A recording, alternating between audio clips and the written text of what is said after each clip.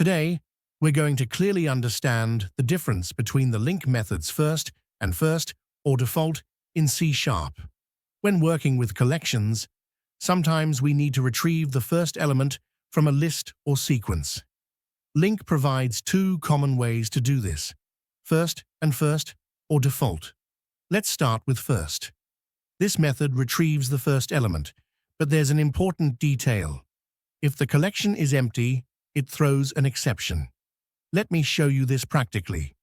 Here, we have a list of numbers. Using first retrieves the number successfully.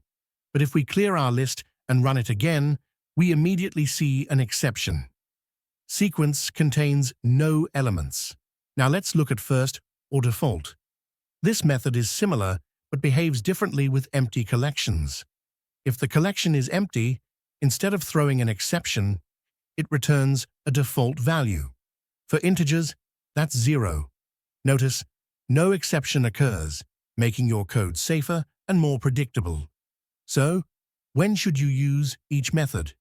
Use first if you're certain the sequence will never be empty, and if being empty should be considered a critical error. Use FirstOrDefault when your sequence might be empty and you prefer handling this gracefully without exceptions.